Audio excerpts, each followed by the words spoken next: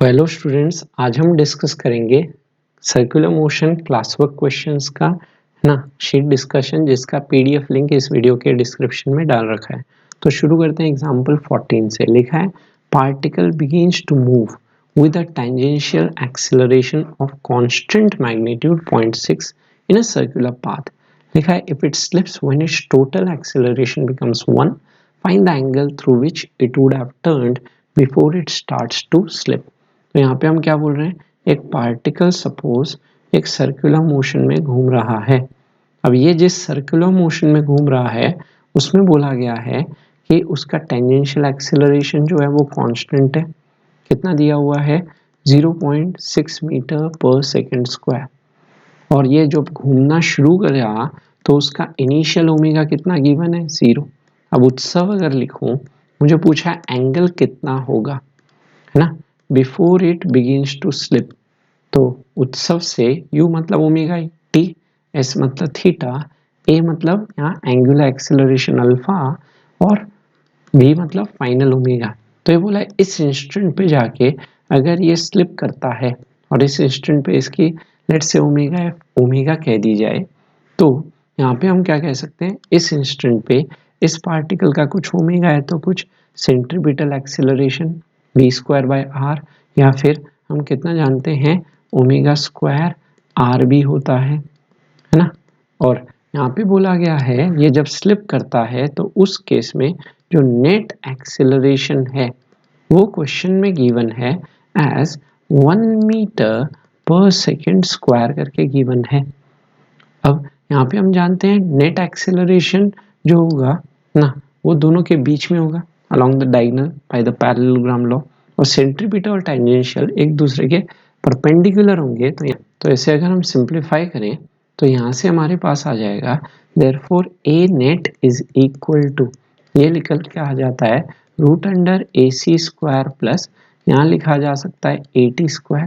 अब net acceleration दिया है 1, ए सी की बात करें तो सेंट्रीपिटल एक्सेलरेशन जो है वो नहीं गिवन, तो वहां से हम लिख देते हैं omega square r whole square plus a t जो है वो हमें गिवन है कांस्टेंट है विच इज 0.6 होल स्क्वायर। इसका स्क्वायर रूट लिया जाए। अब यहाँ से हम वो ओमेगा स्क्वायर की वैल्यू निकालते हैं, ओमेगा एफ करके स्क्वायर करते हैं बोथ साइड, ये 1 हो गया। यहाँ आया ओमेगा स्क्वायर आर का होल स्क्वायर प्लस 0.6 का स्क्वायर मतलब 6/10 का स्क्वायर, 6 का स्क्वायर इज 36, 10 का स्क्वायर इज 100, तो 36/100 इज 0.36। यहाँ से ओमेगा स्क्वायर आर का होल स्क्वायर हो गया 1 माइनस 0.36 इज 0.64। यहाँ से ओमेगा स्क्वायर आर की बात की जाए ये हुआ 0.64/100 मतलब 0.8 आ गया। यहाँ से ओमेगा स्क्वायर की वैल्यू लेट से मेरे पास आ गई 0.8 डिवाइडेड बाय आर करके। अब हमसे ये एंगल थीटा पूछा था, अल्फा नहीं दिया हुआ, पर ये जो टेंजेंशियल एक्सेलरेशन होता है ये टेंजेंशियल एक्सेलरेशन आर अल्फा हम जानते हैं।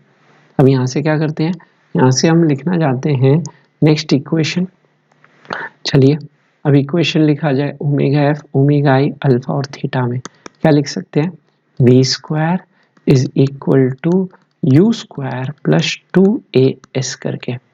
ओमेगा एफ तो ओमेगा हो गया, omega square omega i 0 2 alpha into क्या लिख सकते हैं थीटा। अब यहाँ पे हम देखें ओमेगा स्क्वायर की वैल्यू तो है अपने पास 0.8 बाय आर, ओमेगा ये 0 प्लस 2 अल्फा थीटा। अब यहाँ से मेरे पास थीटा ये बन के आ जाएगा 0.8 divided by 2 times r into alpha, और आर अल्फा क्या है, टेंजेंशियल एक्सेलरेशन, जिसकी वैल्यू मुझे गिवन है एज 0.6। ये मल्टीप्लाई करके 0.4/0.6 आया विच इज 2 से काटते हुए 2/3 क्या कहा जा सकता है, रेडियन। तो पूछा है कितना एंगल घूमेगा before it starts to slip ना, तो जब स्लिप करेगा उस इंस्टेंट पे हमने ओमेगा कह दिया, यहाँ से हमारे पास वो एंगल निकल के आ गया। चलिए क्वेश्चन समझते हैं फिर से। तो क्वेश्चन हमारा क्या है, क्वेश्चन है इनिशियल ओमेगा 0 है दिया हुआ, पूछा है कितना एंगल घूमेगा before it begins to slip. Net acceleration 1 दिया है, टेंजेंशियल एक्सेलरेशन 0.6 दिया है, तो net acceleration root AC square plus AT square, AC हो गया omega square r whole square, 80.6 दिया है, यहाँ से ओमेगा स्क्वायर निकाले 0.8/r। अब यहाँ लिख दिया v square u square 2as से, यहाँ पे v हो गया 0.8/r, u 0 2 अल्फा थीटा, इसे सिंप्लीफाई किया r अल्फा आता है, और r अल्फा हमारा टेंजेंशियल एक्सीलरेशन हम जानते हैं, r अल्फा क्या कहलाता है, टेंजेंशियल एक्सीलरेशन का फॉर्मूला होता है जो 0.6 दिया हुआ है। सिंप्लीफिकेशन पे 2/3 रेडियन आ गया, तो देयरफॉर हमारा फाइनल आंसर हो गया 2/3 रेडियन।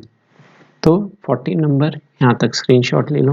नेक्स्ट क्वेश्चन आते हैं 15 एग्जाम्पल। लिखा है block of mass 2 kg tied to string of length 2 metre, other end of which is fixed, block is moved on a smooth horizontal table with constant speed of 5 metre per second, find tension in the string. तो यहाँ पे क्या situation है, यहाँ पे situation है suppose एक ना टेबल पे एक ब्लॉक को रख के घुमाया जा रहा है, तो ये हमारी सपोज टेबल रही है ना। अब इस टेबल पे इस ब्लॉक को अगर लेट्स से ये अपने वो हॉरिजॉन्टल टेबल है, मैं ऊपर से दिखा रहा हूँ ना, ऊपर टॉप व्यू दिखा रहा हूँ, इस पे क्या किया गया, इस पे स्ट्रिंग के एक एंड को फिक्स किया गया और दूसरे एंड को किससे बांधा गया, उस ब्लॉक से बांधा गया जिस ब्लॉक का मास हमें क्वेश्चन में गिवन है। अब ये जो ब्लॉक है, ये ब्लॉक एक है ना लेट्स से सर्कल में घूम रहा है, क्वेश्चन में गिवन है ये ब्लॉक हमारा एक सर्कल में घूम रहा है, जिस सर्कल का रेडियस कितना होगा, जितना स्ट्रिंग का लेंथ हो जाएगा which is your 2 metre. Question में गिवन है ये जो है ना स्ट्रिंग से अटैच्ड है उसका लेंथ है 2 मीटर, और जो ब्लॉक है उस ब्लॉक का मास हमें गिवन है एज 2 kg करके। अब बोला है block is moved on smooth surface, smooth surface मतलब फ्रिक्शन नहीं लगेगा, कोई फ्रिक्शन नहीं लगाना है, और कांस्टेंट स्पीड से घूम रहा है, मतलब यहाँ पे हम कह सकते हैं इसकी जो स्पीड है वो कांस्टेंट बनी हुई है विच इज एज 2 मीटर ना 5 मीटर पर सेकेंड दिया हुआ है, तो यहाँ कोई फ्रिक्शन नहीं लगेगा। तो अगर हम बात करें यहाँ पे जो फोर्स होगा ना, कौन सा फोर्स होगा, अंदर की तरफ नेसेसरी जो आपको सर्कुलर मोशन में घुमाएगा नेसेसरी सेंट्रीपिटल फोर्स, वो टेंशन हो जाएगा। जो बाहर वाले सर्कुलर मोशन के सारे क्वेश्चन सॉल्व कैसे करते हैं, बाहर की तरफ सेंट्रीफ्यूगल फोर्स लगाते हैं mv²/r, mg जो लगेगा सरफेस के है ना परपेंडिकुलर बाहर आता हुआ लगेगा, डॉट करके दिखाया जा सकता है, और mg अंदर की तरफ दिखाया जा सकता है और नॉर्मल ऊपर की तरफ दिखाया जा सकता है ना, mg क्रॉस हो गया और नॉर्मल डॉट हो गया, तो mg और नॉर्मल का कोई कंपोनेंट नहीं होगा अलोंग दिस डायरेक्शन, तो यहाँ से हम बोल सकते हैं टेंशन जो आया वो सिंपली मेरा mv²/r से निकल के आ जाएगा। अब मास कितना दिया हुआ है 2 kg, स्पीड है 5 और सर्कल का रेडियस हो गया लेंथ ऑफ द सर्कल है ना, जो लेंथ ऑफ द स्ट्रिंग है विच इज योर 25 न्यूटन करके। तो पूछा गया है उस है ना रस्सी में कितना टेंशन प्रोड्यूस होगा, तो हमारा आंसर निकल के आ गया 25 न्यूटन। चलिए फिर से समझते हैं क्वेश्चन क्या है। तो क्वेश्चन हमारा कुछ इस टाइप से गिवन है, तो यहाँ पे हम कह सकते हैं इस क्वेश्चन में लेट्स से आपका ये जो मास m है, इस मास m 2 kg का इसे घुमाया जा रहा है एक स्मूथ टेबल पे ना, हॉरिजॉन्टल टेबल पे लेट्स से एक सर्कुलर पाथ में ऑफ रेडियस 2 मीटर, जो रस्सी का लेंथ होगा वही उसका रेडियस हो जाएगा, और टेंजेंशियल वेलोसिटी है 5 मीटर पर सेकेंड। तो हम बोल सकते हैं अंदर की तरफ रस्सी का टेंशन बाहर के सेंट्रीफ्यूगल फोर्स mv²/r को बैलेंस करेगा। मास रख दो 2, नीचे r की वैल्यू 2 और वेलोसिटी 5 रख के यहाँ से टेंशन आया 25 न्यूटन। तो ये 15 नंबर यहाँ तक स्क्रीन पे 16 पे बात करने। लिखा है block of mass m moves with speed v against a smooth fixed vertical circular groove of radius r on a smooth horizontal surface. Find normal reaction of floor on the block and normal reaction of vertical wall on the block. तो यहाँ पे हम क्या कह सकते हैं, इस block को अगर देखूं तो इस ब्लॉक पे कौन से फोर्स लगेंगे, एक तो है ना जो ग्रेविटी के द्वारा फोर्स लगेगा, वो ग्रेविटी वाला फोर्स जस्ट नीचे लगेगा ना, नीचे की तरफ ऑन द सरफेस, जो सरफेस उतना ही नॉर्मल ऊपर देगा। और ये फोर्स कौन सा नॉर्मल रिएक्शन, जो ग्राउंड के द्वारा लगता हुआ। तो पूछा है normal reaction of floor on the block. तो फ्लोर ऑन द ब्लॉक, इस नॉर्मल रिएक्शन को N1 कह दे तो ये वो नॉर्मल रिएक्शन हो गया जो फ्लोर के द्वारा लग रहा है, जो यहाँ बैलेंस करके हमें दिख रहा है mg। और दूसरा अगर बोले तो ये जब वॉल है ना के कांटेक्ट में है, तो वॉल जो इस पे फोर्स लगाएगा कांटेक्ट सरफेस के परपेंडिकुलर है ना, तो ये अंदर की तरफ फोर्स लगाएगा, कोई फ्रिक्शन कहीं नहीं इन्वॉल्व है, तो अंदर की तरफ जो नॉर्मल रिएक्शन होगा वो बाहर वाले किसको बैलेंस करेगा, इसके सेंट्रीफ्यूगल फोर्स को, विच इज mv²/r। तो ये जो वर्टिकल वॉल के कारण इस ब्लॉक पे जो नॉर्मल आएगा वो अलोंग द रेडियल लाइन होगा, जिसको हम N2 कह सकते हैं। तो N2 पूछा है क्वेश्चन में कितना होगा, तो N2 को हम लिख सकते हैं सीधा mv²/r। ऐसे सोचोगे ये जो ब्लॉक रखा हुआ है, इस ब्लॉक पे mg नीचे लग रहा है तो ग्राउंड N1 ऊपर देगा, और ये वॉल पे इस डायरेक्शन में सर्कल में घूम रहा है तो वॉल इसको अंदर पुश करेगा N2 से, और सर्कल में घूम रहा है तो सेंट्रीफ्यूगल फोर्स mv²/r बाहर की तरफ लगते हुए, तो N2 मेरा mv²/r के बराबर हो गया। तो बस वो नॉर्मल रिएक्शन पूछा था वर्टिकल वॉल के द्वारा कितना होगा, विच इज mv²/r। ये 16 नंबर समझ। एग्जाम्पल 17 पे आते हैं, लिखा है block of mass m kept on the edge of a horizontal turntable of radius r, which is rotating with constant angular velocity omega along with the block about its axis, coefficient of friction अगर mu है, find friction between the block and the table। तो यहाँ पे question में given है कि एक कोई हॉराइजेंटल टेबल रखी हुई है, उस हॉराइजेंटल टेबल के जस्ट है ना क्या बोला गया है, एज पे, इस एज पे कोई एक मास रखा गया है ना, जिसका वैल्यू m दिया हुआ है, और ये जो टेबल है, ये टेबल का रेडियस दिया हुआ है r करके। अब यहाँ पे हम क्या कह सकते हैं, ये ओमेगा से ये टेबल घूम रही है और उसके साथ साथ ये ब्लॉक भी घूम रहा है about its axis. If coefficient of friction mu है, फ्रिक्शन कोफिशिएंट, फ्रिक्शन फोर्स पता करना है हमें between the block and table. तो पहला चीज मैं क्या बोल सकता हूँ, जो mg लगेगा वो तो अंदर की तरफ लगेगा, क्रॉस करके दिखा दिया, नॉर्मल डॉट लगेगा ऊपर की तरफ दिखा दिया। तो यहाँ पे सेंटर की तरफ लगता हुआ जो फ्रिक्शन होगा वो इसको बाहर की तरफ नेसेसरी सेंट्रीफ्यूगल फोर्स प्रोवाइड करेगा। अगर मैं ऐसे दिखाऊं, मैं यहाँ बोल सकता हूँ ये तो आपका टॉप व्यू है, ये आपका टॉप व्यू है, ठीक है, टॉप व्यू कहा जा सकता है। इसका अगर साइड व्यू से अगर देखें तो साइड व्यू वाला सीन क्या होगा, यहाँ पे हम यही बोलने की कोशिश कर रहे हैं कि mg और नॉर्मल यहाँ कोई रोल प्ले नहीं करेंगे। तो mg नीचे की तरफ लगते हुए ऊपर की तरफ क्या लग रहा है, नॉर्मल, अंदर की तरफ जो फ्रिक्शन है, क्योंकि सेंट्रीफ्यूगल फोर्स इसको कहाँ ले जाने की कोशिश कर रहा है, बाहर। तो सेंट्रीफ्यूगल फोर्स बाहर ले जाने की कोशिश कर रहा है, उसको बैलेंस कौन करेगा, फ्रिक्शन। तो नॉर्मल और mg का कंपोनेंट अलोंग हॉरिजॉन्टल 0 हो जाएगा। तो ये इस सर्कल में घूम रहा है, कुछ ऐसा सिचुएशन है। तो यहाँ पे सर्कल के सेंटर की तरफ लगता हुआ फ्रिक्शन वो बाहर की तरफ ओमेगा स्क्वायर r को बैलेंस करेगा। यहाँ पे म्यू का कोई रोल नहीं है, तो ये फ्रिक्शन ना इस सेंट्रीफ्यूगल फोर्स प्रोवाइड कर रहा है। तो ये बस क्वेश्चन पूछा था फ्रिक्शन फोर्स कितना होगा, तो हमारा आंसर आ गया सीधा m omega square r, which is your answer. यहाँ तक स्क्रीनशॉट लो। तो यहाँ पे हम क्या देख सकते हैं, इस ब्लॉक के केस में ये जो ब्लॉक रखा हुआ है एक हॉरिजॉन्टल टेबल पे रखा हुआ है, जिसके एच पे जस्ट एक मास m रखा है। तो इस मास m पे अंदर की तरफ फ्रिक्शन बाहर की तरफ m ओमेगा स्क्वायर r को बैलेंस करेगा। तो यहाँ पे हम ये तो टॉप व्यू दिखाए ना, ये टेबल ओमेगा से घूम रहा था। अगर साइड व्यू दिखाऊं आपको सामने से, तो यहाँ पे क्या होगा, यहाँ पे अगर देखा जाए तो m omega square r circle का सेंट्रीफ्यूगल फोर्स बाहर, इसको प्रिवेंट करने के लिए स्लिप होने से फ्रिक्शन अंदर, नॉर्मल ऊपर mg नीचे, तो friction m omega square r को बैलेंस करेगा। ये क्वेश्चन था। नेक्स्ट आते हैं एग्जांपल 18, लिखा है consider conical pendulum having Bob of mass m suspended from a ceiling through a string of length L. Bob moves in a horizontal circle of radius r. Find angular speed of the bob and tension in the string. तो मेरा setup कैसा है, चलिए समझते हैं. तो setup कुछ ऐसा है, ये रहा आपका सीलिंग.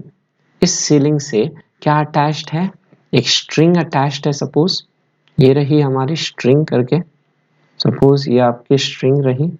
अब यहाँ पे हम क्या कह सकते हैं, यहाँ पे हम कह सकते हैं ये जो स्ट्रिंग अटैच्ड है अपनी, लेट्स से ये स्ट्रिंग यहाँ से अटैच्ड है.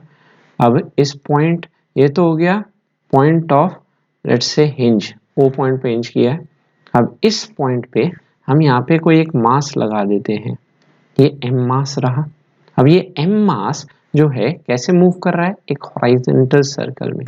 क्वेश्चन में गिवन है ये एम मास जो है वो मेरा एक हॉरिजॉन्टल सर्कल में कुछ इस तरह से मूव कर रहा है, तो एक कोनिकल पेंडुलम शेप में, है ना.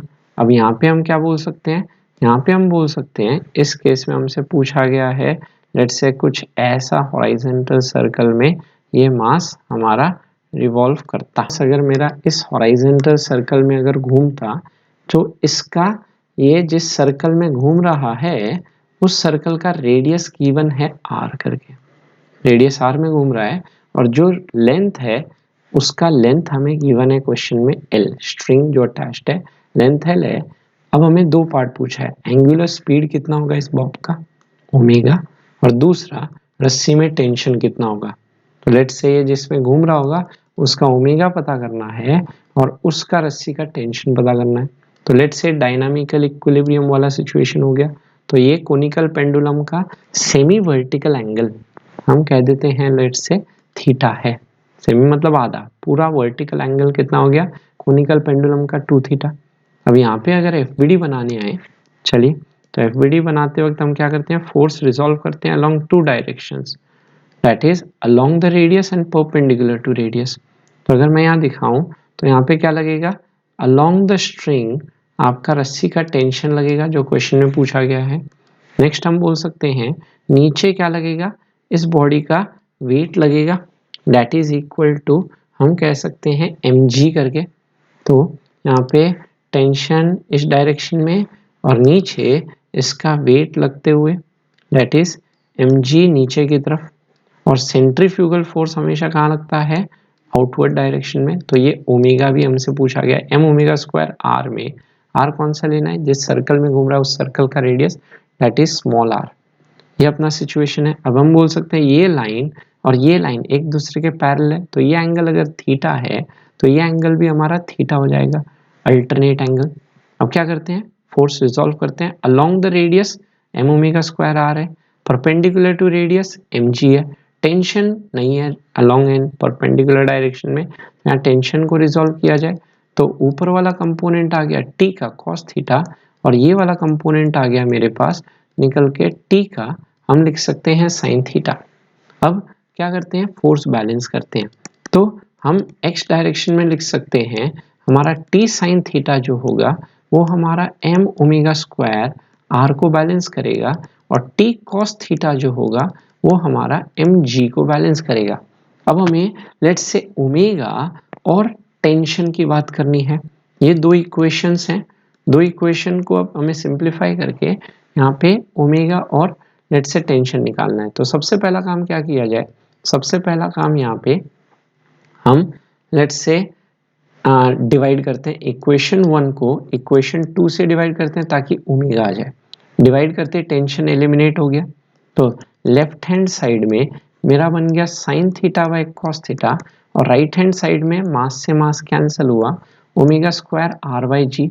यहाँ से ओमेगा स्क्वायर हुआ जी डिवाइडेड बाय आर, और sine theta by cos theta आ गया टैन थीटा. अब टैन थीटा की बात करें, अगर ये r है ये l है, तो ये हो गया पाइथागोरस थ्योरम से root under L square minus are square. तो यहाँ से ओमेगा स्क्वायर मेरे पास आया g डिवाइडेड बाय r, और टैन थीटा लिख दिया जाए perpendicular by base which is root under L square minus are square मैं कह सकता हूँ. ये आया मेरे पास. तो यहाँ से हम एंगुलर वेलोसिटी कितना लिख सकते हैं, ये r से r कैंसिल हो गया, तो g divided by root under हमारा बना हुआ है l square minus are square, इसका पूरे का square root which is your omega. ये हुआ हमारा एंगुलर वेलोसिटी करके। अब हम दूसरा पार्ट पता करते हैं, टेंशन। हमने क्या किया, हमने आंसर उस फॉर्म में निकाला जो जो क्वांटिटी क्वेश्चन में गिवन थी। जैसे जी तो पता ही होता है 10 metre per second square, L दिया हुआ था, आर दिया हुआ था, लेंथ दिया हुआ है यहाँ पे क्वेश्चन में, आर दिया हुआ है, उस फॉर्म में निकाल दिया। अब हम क्या करते हैं, अब यहाँ पे हमें लेट्स से टेंशन निकालना है। तो टेंशन जो है, लेट्स से इक्वेशन नंबर 2 उठा लिया जाए, तो T इज इक्वल टू मेरा बन जाएगा mg divided by cos theta. और कॉस थीटा क्या होता है, बेस बाय हिपोटेन्यूस। तो इस ट्राइंगल से अगर आपको दिखाऊं तो बेस बन गया हमारे पास root under L square minus are square divided by hypotenuse दिख रहा है L, तो ये L मेरा न्यूमरेटर में जाते हुए बन गया mg into l divided by root under बन के आया l square minus are square.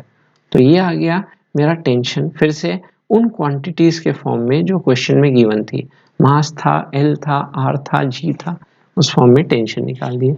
चलिए समझते हैं क्वेश्चन क्या कह रहा है। तो क्वेश्चन में यहाँ पे हमें गिवन है, लेट से हम कह सकते हैं क्वेश्चन में हमें गिवन है कि एक कोनिकल पेंडुलम जो है वो घूम रहा है इस सर्कल में। तो यहाँ पे गिवन है, लेट से ये जो कोनिकल पेंडुलम है इस सर्कल में घूम रहा है, लेट से रेडियस आर, और इस कोनिकल पेंडुलम जिससे अटैच्ड है उस स्ट्रिंग का लेंथ एल गिवन है। अब हम क्या बोल सकते हैं, ये टेंशन इस डायरेक्शन लगेगा, mg नीचे, centrifugal force m omega square r बाहर। तो यहाँ पे फोर्स रिजॉल्व किया जाए along the let's radius m omega square r जो दिख रहा है, और परपेंडिकुलर टू रेडियस जिसमें mg दिख रहा है। ये टेंशन नहीं दिख रहा है तो टेंशन को रिजॉल्व करोगे तो ये लाइन और ये लाइन एक दूसरे के पैरेलल है, तो ये एंगल थीटा है, तो ये एंगल भी थीटा बन जाएगा। अब इस टी का ये कंपोनेंट हो गया कॉस थीटा और ये टी का कंपोनेंट हो गया साइन थीटा, तो T sine theta M omega square R लिख दिया जाए और टी कॉस थीटा को एम जी लिख दिया जाए। डिवाइड करते ही sine theta by cos theta omega square R by G आया, यहाँ से ओमेगा स्क्वायर हो गया G by R, cross multiply किए तो tan थीटा ट्राइंगल से निकाला आर और एल के फॉर्म में, बेस निकाला root L square minus are square, उस पे परपेंडिकुलर बाय बेस लिख दिया, वो आया tan थीटा। आर से आर कैंसिल हुआ, यहाँ से ओमेगा आया G divided by root under L square minus are square. अब T cos theta M G जानते हैं, तो टी आया M G by cos theta, और कॉस थीटा होता है base by hypotenuse root L square minus are square by L, तो L ऊपर गया तो M G L by root L square minus are square. ये 18 नंबर आई गेस समझ आया, यहाँ तक स्क्रीनशॉट लो। नेक्स्ट क्वेश्चन आता है एग्जांपल 19, लिखा है ब्लॉक ऑफ मास m, ये एक ब्लॉक है मास m का, attached to a spring of spring constant k, spring से अटैच्ड है spring constant k, natural length दिया हुआ है स्प्रिंग का length l and other end is fixed at o, इसका स्प्रिंग का दूसरा एंड o पे फिक्स किया गया। Block moves in a circular path on a smooth horizontal surface with angular velocity omega. ये जो ब्लॉक है ये एक स्मूथ सरफेस, मतलब कोई फ्रिक्शन नहीं, omega anti clockwise direction move कर रहा है। Find tension in the spring. तो स्प्रिंग का टेंशन का मतलब सिंपली क्या है, स्प्रिंग में टेंशन का मतलब होगा स्प्रिंग फोर्स, जो क्या कहलाता है k इंटू एक्स, और x क्या हो गया, कितना इलोंगेशन हुआ। तो हम कह सकते हैं अगर इनिशियल लेंथ, अगर आपका नेचुरल लेंथ अगर स्प्रिंग का l दिया हुआ है ना, अब क्या होगा, अब जैसे ही ये सर्कल में घूमेगा तो इसका लेंथ कुछ बढ़ जाएगा, ये लेट्स से x डिस्टेंस बढ़ेगा, और अब ये जब सर्कल में घूम रहा होगा तो बाहर की तरफ जो m ओमेगा स्क्वायर r है ना, r क्या हो जाएगा, इस o पॉइंट से अब इस a पॉइंट का डिस्टेंस हो जाएगा, ये बन जाएगा r, इस सर्कल का रेडियस। अब ये इस सर्कल में घूम रहा होगा, तो यहाँ पे हम क्या कह सकते हैं, यहाँ पे हम कह सकते हैं अब रेडियस जो हो जाएगा वो स्प्रिंग का, वो टोटल l प्लस मेरा x करके बन जाएगा। यहाँ पे हम बोल सकते हैं m ओमेगा स्क्वायर r की जगह l प्लस एक्स लिख दिया जाए, जो हमारा बैलेंस करेगा अंदर के तरफ के है ना टोटल स्प्रिंग फोर्स को। जो क्या लिख सकते हैं के एक्स करके आएगा। तो यहाँ पे हमें वही के एक्स पूछा गया, के दिया है, ओमेगा दिया है, तो यहाँ पे हम क्या लिख सकते हैं, बैलेंस करते हुए spring force is equal to m omega square into l plus x लिख दें।